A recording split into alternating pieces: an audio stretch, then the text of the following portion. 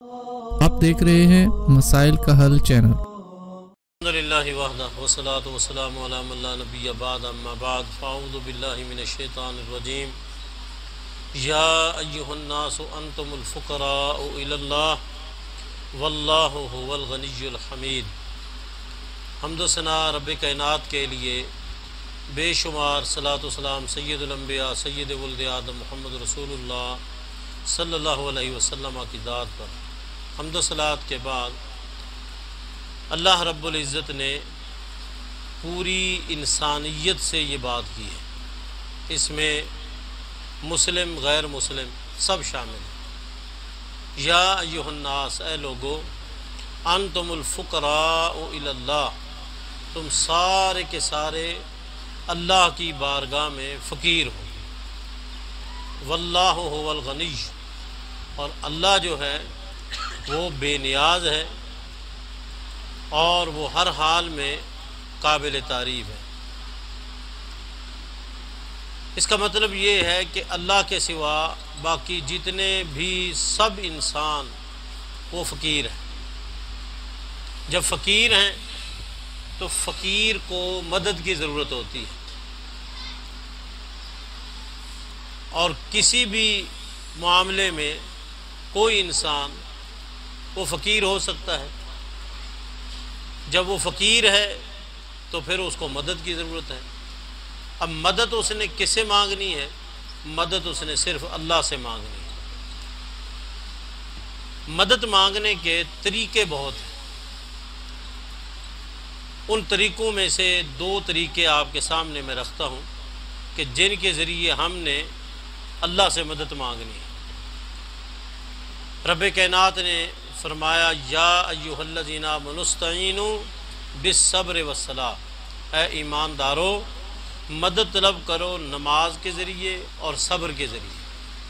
اس کا مطلب ہے یہ دو چیزیں ایسی ہیں جس کے ذریعے انسان اللہ سے مدد مانگ سکتا ہے۔ دن رات میں 5 مرتبہ تو ہر فقیر نماز کے ذریعے اللہ سے مدد مانگے، ہر فقیر، ظہر، عصر، مغرب، عشاء، فجر۔ اور اس کے علاوہ سنتیں ہیں، ان کے ذریعے بھی اللہ سے مدد مانگنی ہے۔ پھر سنن اور نوافل کا اہتمام، اس کے ذریعے بھی ہم نے اللہ سے مدد مانگنی ہے۔ صورتحال اس وقت ایسی ہے کہ انسان پریشان ہوتا ہے اور بجائے نماز پڑھنے کے الٹا نماز کے اندر سستی کرتا ہے۔ حالانکہ صحت مند بندہ اس کے لیے ضروری ہے کہ وہ نماز پڑھے، جو بیمار ہے اس کے لیے تو بالاولیٰ ضروری ہے۔ ایک آدمی بیمار ہے، اس کو مدد کی ضرورت ہے، اور وہ مدد نماز کے ذریعے نہیں مانگتا، نماز کے اندر سستی کرتا ہے۔ آپ چلے جائیں نشتر کے اندر، نشتر ہسپتال کے ہر وارڈ میں آپ چلے جائیں، اور آپ وہاں 5 نمازوں میں آپ دیکھیں لوگوں کو، 3 طرح کے لوگ آپ کو وہاں ملیں گے، جو مریض ہیں یا مریض کے اوپر ہیں یا مریض کے معالج ہیں۔ تینوں میں سے آپ دیکھیں کہ کتنے لوگ نماز پڑھتے ہیں۔ سب سے زیادہ ضرورت تو مریض کو ہے، اور اس کے بعد پھر جو اوپر ہیں ان کو بھی ہے، اور پھر جو معالج ہیں ان کو بھی ہے۔ اکثر لوگ نماز نہیں پڑھتے، حالانکہ یا ایھا الذین آمنوا استعینوا بالصبر والصلاۃ، کہ تم نے نماز کے ذریعے اللہ سے مدد مانگنی ہے۔ لاکھوں روپے خرچ کر دیں گے، لاکھوں روپے خرچ کرنے کے باوجود نماز نہیں پڑھیں گے، خاک ان کو شفا ملے گی، ان کو کوئی شفا نہیں ملے گی۔ کیوں؟ کہ جس چیز کے ساتھ ان کو شفا مل سکتی تھی وہ تو چھوڑ رکھی ہے انہوں نے، نماز وہ پڑھتے نہیں۔ نماز پڑھیں تو اس کے ذریعے اللہ کی مدد ملے گی۔ اور دوسرا بالصبر، صبر، صبر کا معنی کیا ہے؟ صبر کے معنی ہیں کہ اپنے آپ کو نیکی کے لیے پابند کر دینا ہے، اپنے آپ کو گناہ سے بچانا ہے، اور اپنی زبان کو کنٹرول میں رکھنا ہے، یہ صبر ہے۔ تو وہاں آپ دیکھیں گناہ، جو نماز نہ پڑھے اس سے بڑا گناہ اور کیا ہے؟ گناہ کر رہے ہیں وہ۔ نیکی کی طرف، کلمہ شہادتین کے بعد سب سے بڑی نیکی نماز ہے، اس کی طرف وہ آتے نہیں۔ اور زبان کی صورتحال آپ دیکھ لیں کہ کسی کی زبان سے الا قلیل کیا پوچھیں کیا حال ہے تو وہ کہے الحمدللہ بہت کم، ورنہ ادھر درد ہے، ادھر تکلیف ہے، اتنا عرصہ ہو گیا ہے، کوئی فائدہ نہیں ہو رہا، نہ شکری کے الفاظ زبان پہ آتے ہیں، تو کیسے شفا ملے گی؟ شفا تو تب ملے گی جب آپ نماز کا اہتمام کریں گے اور آپ صبر کو اپنائیں گے، وہاں جا کے نماز چھوڑ دی۔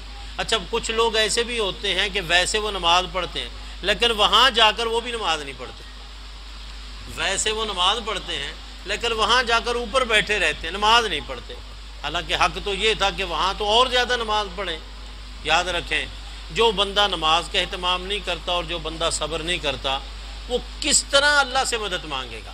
اللہ نے تو حکم دیا ہے یا ایھا الذین آمنوا استعینوا بالصبر والصلاۃ، اور جو لوگ دو نمازوں کے متعلق سستی کرتے ہیں ان کو اللہ پاک نے رسول اللہ صلی اللہ علیہ وسلم کی زبانی منافق کہا۔ اگر میں کسی کو کہہ دوں نا کہ بھائی آپ منافق ہیں، اس کو بڑا غصہ آئے، اگر مجھے کوئی کہہ دے کہ آپ تو منافق ہے مجھے بڑا غصہ آئے، لیکن ہم اپنا محاسبہ کریں، میں اپنا محاسبہ کروں، آپ اپنا، کہیں ہم منافق تو نہیں، ہم روز ہی منافق بن کے زندگی تو نہیں گزار رہے۔ نبی صلی اللہ علیہ وسلم فرمایا عشاء کی نماز اور صبح کی نماز منافق کے اوپر بھاری ہے، جو بندہ صبح کی نماز میں نہیں آتا وہ منافق ہے، اس میں کوئی شک نہیں، رسول اللہ صلی اللہ علیہ وسلم کی زبان نہیں، وہ منافق ہے، وہ چاہے گھر میں پڑھتا ہے اور مسجد میں نہیں آتا منافق ہے۔ نبی صلی اللہ علیہ وسلم نے یہ نہیں کہا جو گھر میں پڑھے وہ منافق نہیں ہے، جو مسجد میں آئے اور نماز پڑھے اس کے متعلق کوئی اور حکم ہو۔ یاد رکھیں گھر میں نماز پڑھنا صرف اس کے لیے اجازت ہے جو مسجد میں نہیں آ سکتا۔ نبی صلی اللہ علیہ وسلم کے پاس ایک صحابی آیا، آنکھوں سے نبینا، لانے والا کوئی نہیں، صورتحال دیکھ لو، تمہاری تو آنکھیں ہیں، لانے والے بھی ہیں، اگر بیمار ہیں تو لا بھی سکتے ہیں، لانے والا کوئی نہیں، آنکھوں سے بینائی ختم ہے، کہنے لگا اللہ کے رسول صلی اللہ علیہ وسلم اجازت ہے میں گھر میں نماز پڑھ لوں۔ آپ نے پہلے تو اجازت دے دی، پھر پوچھا بھی تو اذان سنتا ہے؟ تو اذان سنتا ہے؟ سپیکر تو تھے نہیں، سپیکر تو تھے نہیں، مسجد کے قریب گھر تھا جہاں مؤذن کی آواز پہنچتی تھی، تو کہنے لگا جی اذان تو سنتا ہوں۔ آپ نے فرمایا پھر تیرے لیے کوئی گنجائش نہیں، کوئی گنجائش نہیں، دیواروں کو پکڑ کے آ، گرتے پڑھتے آ، جیسے آ، نماز تو نے مسجد میں پڑھنی ہے۔ ہماری آنکھیں بھی ٹھیک ہوں، ہماری ٹانگیں بھی ٹھیک ہوں، ہم صحت مند بھی ہوں، سارا دن اپنا کام کریں اور صبح کے وقت ہم نماز پڑھنے نہ آئیں۔ افسوس، صد افسوس کہ مسجد تو بنا دی شب بھر میں ایمان کی حرارت والوں نے، من اپنا پرانا پاپی تھا، برسوں سے نمازی بن نہ سکا۔ کامیابی اسی میں ہے کہ انسان نماز پڑھے، بر وقت پڑھے، با جماعت پڑھے۔ نبی علیہ السلام 17 دن بیمار رہے اور ایک نماز پڑھنے کے لیے آپ کو جو لایا گیا وہ کیسے لایا گیا؟ دو ساتھیوں نے کندھوں کے نیچے سہارا دے کے آپ کو لا رہے تھے۔ گھر کتنا دور تھا؟ یہاں جہاں آج قبر ہے محمد رسول اللہ صلی اللہ علیہ وسلم، یہی گھر تھا، اور جگہ کون سی تھی جہاں نماز پڑھنی ہے؟ نیا محراب نہ پرانا محراب، ما بین بیتی و منبری روضۃ من ریاض الجنہ، یہ فاصلہ تھا۔ یہ کتنا فاصلہ ہے؟ بالکل تھوڑا سا فاصلہ ہے، لیکن آپ کے اندر اتنی سکت نہیں تھی کہ آپ آہستہ آہستہ چل کر وہاں تک پہنچ سکتے، بلکہ دو صحابیوں نے سہارا دے کے آپ کو لائے اور آپ کے پاؤں مبارک زمین کے اوپر ایسے گھسیٹے جا رہے تھے اور آپ کو مسجد میں لایا گیا۔ امام بخاری رحمہ اللہ نے فرمایا کہ اگر اس حد تک بھی بندہ مسجد میں آ سکتا ہے تو پھر مسجد میں وہ آئے، اس حد تک بھی، یعنی اس کو کوئی سہارا دے کے پاؤں گھسیٹتے ہوئے بھی مسجد میں آ سکتا ہے تو اس کے لیے کوئی گنجائش نہیں ہے کہ وہ نماز کس میں پڑھے، گھر میں پڑھے۔ ہم اپنے سارے کام دن کے وقت کرتے رہیں اور جب مسجد میں نماز پڑھنے کا وقت آئے پھر ہم بیمار ہو جائیں۔ ہم سارے کام اپنے کرتے رہیں اور نماز پڑھنے کے لیے ہم مسجد میں نہ آئیں۔ یاد رکھیں اللہ جس پہ ناراض ہوتا ہے اس سے روٹی پانی نہیں چھینتا، اللہ اس سے عبادت کی توفیق چھین لیتا ہے۔ کامیابی اسی میں ہے کہ نماز پڑھو، بر وقت پڑھو، یا ایھا الذین آمنوا استعینوا بالصبر والصلاۃ۔ رسول اللہ صلی اللہ علیہ وسلم نے فرمایا صبح کی 2 سنتیں دنیا و ما فیہا سے بہتر ہے۔ یہ تو صبح کی 2 سنتیں ہیں۔ فرض نماز کی کتنی فضیلت، فرض نماز انسان 4 ٹکوں کی خاطر سارا دن کام رہے، اور جو دولت جو ساری دنیا سے اعلیٰ اور افضل ہے اس کو انسان چھوڑ دے۔ بس فرق اتنا ہے کہ چند دن کی دنیا کی زندگی ہے، پھر جب تیرے سر پہ آئے گی، آنکھیں بند ہو جائیں گی، پھر تجھے پتہ چلے گا کہ میں کتنا بڑا اپنا نقصان کر کے آیا ہوں۔ یا ایھا الذین آمنوا استعینوا بالصبر والصلاۃ۔ میں سارے کے سارے جو اس مسجد کے قرب و جوار میں رہنے والے ہیں، یہ بہت بڑا اللہ کا احسان ہے کہ اللہ نے آپ کو آپ کے گھروں کے ساتھ اپنا گھر دے دیا ہے۔ خوش نصیب ہیں وہ لوگ جو 5 مرتبہ اللہ کے گھر آتے ہیں، اور یہ بہت بڑی سعادت ہے۔ اس لیے بر وقت نماز پڑھو، باجماعت نماز پڑھو۔ نماز کے اندر سستی کرنا یہ منافق کی علامت ہے، یہ مسلمان کا شیوہ نہیں ہے، یہ منافق کی علامت ہے۔ اور رسول اللہ صلی اللہ علیہ وسلم نے فرمایا کہ عشاء کی نماز، صبح کی نماز منافق پر بھاری ہوگی، منافق پر بھاری ہوگی۔ اس لیے ہم نے منافق نہیں بننا، ہم نے سچا پکا مسلمان بننا ہے۔ اقیموا الصلاۃ ولا تکونوا من المشرکین۔ نماز قائم کرو، مشرکین کا کردار ادا نہ کرو۔ نمازوں کے اندر سستی کرنا یہ مشرک کا کردار ہے، نمازوں کے اندر سستی کرنا یہ منافق کا کردار ہے۔ منافقوں کے متعلق کہا ہے ولا یاتون الصلاۃ الا وهم کسالى۔ منافق جو ہے وہ نماز کے اندر سست ہو کے آتے ہیں، جو مومن ہے وہ چست ہو کے آئے گا، مومن کو خوشی ہوگی، مومن جلدی جلدی آئے گا۔ جس طرح کاروبار میں انسان جلدی جلدی جاتا ہے، نماز کے اندر اس سے بھی زیادہ جلدی، کیونکہ کاروبار کا فائدہ صرف دنیا کی حد تک ہے، نماز کا فائدہ دنیا میں بھی ہے، برزخ میں بھی ہے، آخرت میں بھی ہے۔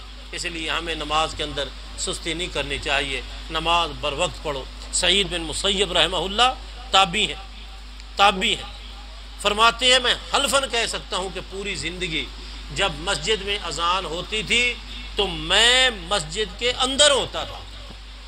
مسجد میں جب اذان ہوتی تھی تو میں مسجد کے اندر کتنا 40 سال میں حلفاً کہہ سکتا ہوں کہ ایک موقع ایسا نہیں کہ اذان ہوئی ہو اور میں مسجد میں نہ ہوں، چاہے وہ ظہر کی ہے، چاہے وہ عصر کی ہے، چاہے وہ مغرب کی ہے، چاہے وہ عشاء کی ہے، چاہے وہ فجر کی ہے۔ 40 سال ہم بھی نہیں کہہ سکتے، ہم بھی نہیں کہہ سکتے۔